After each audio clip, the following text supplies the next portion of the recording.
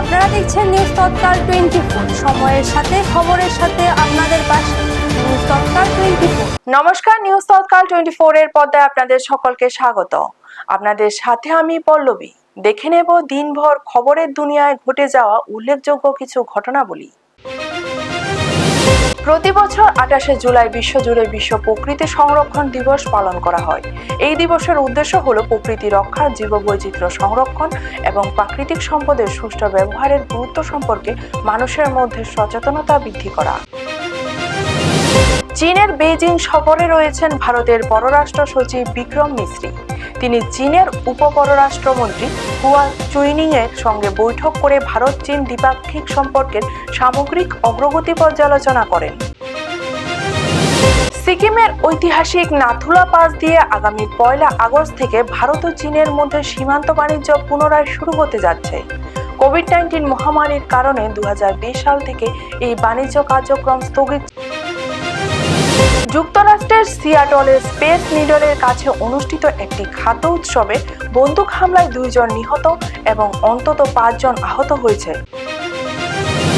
বহুজাতিক স্বাস্থ্য সেবা সংস্থা জনসন অ্যান্ড জনসন তাদের বেবি পাউডার ও ট্যালকম যুক্ত অন্যান্য পণ্য ব্যবহারের ফলে ওভারিয়ান ক্যান্সার হয়েছে এমন অভিযোগ দায়ের হওয়া হাজার হাজার মামলার নিষ্পত্তির জন্য সর্বোচ্চ 5.5 বিলিয়ন মার্কিন ডলার পরিশোধের প্রস্তাব দিয়েছে। যুক্তরাষ্ট্রের আশ্রয় নীতিতে বড় পরিবর্তন। ট্রাম্প প্রশাসন আশ্রয় বা অ্যাসাইলাম আবেদন প্রক্রিয়ায় নতুন নিয়ম চালু করেছে। এর ফলে নির্দিষ্ট কিছু আবেদন প্রাথমিক সাক্ষাৎকার ছাড়াই সরাসরি অভিবাসন বিচারকের কাছে পাঠানো যাবে। ইংল্যান্ডের পূর্বাঞ্চলের বিস্তীর্ণ এলাকায় চলতি সপ্তাহের শেষ ভাগে তাপমাত্রা আবারও বাড়তে পারে বলে সতর্কতা জারি করেছে আবহাওয়া কর্তৃপক্ষ। এর জেরে ওইসব অঞ্চলের জন্য অ্যাম্বার হিট হেলথ অ্যালার্ট ঘোষণা করা হয়েছে। যুদ্ধ অবসানের লক্ষ্যে পুনরায় শান্তি আলোচনা শুরুর একটা সুযোগ তৈরি করতেই মার্কিন প্রেসিডেন্ট ডোনাল্ড ট্রাম্প ইরানের ওপর আপাতত হামলা স্থগিত করার নির্দেশ দিয়েছেন বলে জানিয়েছেন জাতিসংঘে নিযুক্ত যুক্তরাষ্ট্রের রাষ্ট্রদূত। কানাডায় এক ভারতীয় ছাত্রীকে শ্বাসরোধ করে খুনের অভিযোগ উঠল তার সঙ্গীর বিরুদ্ধে। মৃতার নাম দমনপ্রীত কৌর। তিনি পাঞ্জাবের লুধিয়ানা জেলার সামারালার বাসিন্দা। অভিযুক্ত সঙ্গী নীতিশ কুমার। পরিচালক ক্রিস্টোফার নোলানের নতুন ছবি দ্য ওডিসির একটি ফাঁস হওয়া ভিডিও সামাজিক মাধ্যমে ব্যাপকভাবে ছড়িয়ে পড়েছে। প্রতিবেদন অনুযায়ী ভিডিওটি প্রায় 20 লক্ষ মানুষ দেখেছে, যা নিয়ে চলচ্চিত্র প্রেমীদের মধ্যে ব্যাপক আলোচনা চলছে। হরমুজ প্রণালীর নিরাপত্তা নিয়ে ইরানের পররাষ্ট্রমন্ত্রী সৌদি আরব ও ওমানের পররাষ্ট্রমন্ত্রীর সঙ্গে আলোচনা করেছেন। আঞ্চলিক উত্তেজনার মধ্যে এই আলোচনা গুরুত্বপূর্ণ বলে মনে করা হচ্ছে।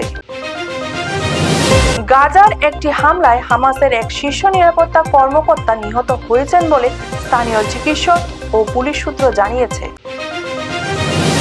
উত্তর কোরিয়ার সামরিক কর্মকাণ্ডের উপর নজরদারি জোরদার করতে দক্ষিণ কোরিয়া ও যুক্তরাষ্ট্র যৌথ প্রতিরক্ষা সহযোগিতা আরও শক্তিশালী করার উদ্যোগ নিয়েছে।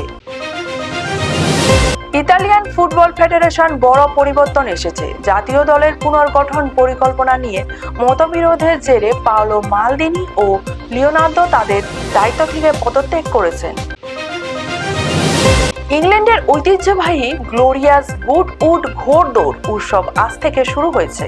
5 দিনব্যাপী এই প্রতিযোগিতায় বিশ্বের সেরা ঘোড়া ও জকিরা অংশ নিচ্ছেন।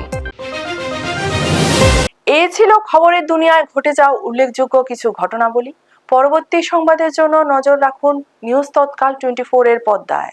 আপনারা দেখছেন নিউজ তৎকাল 24।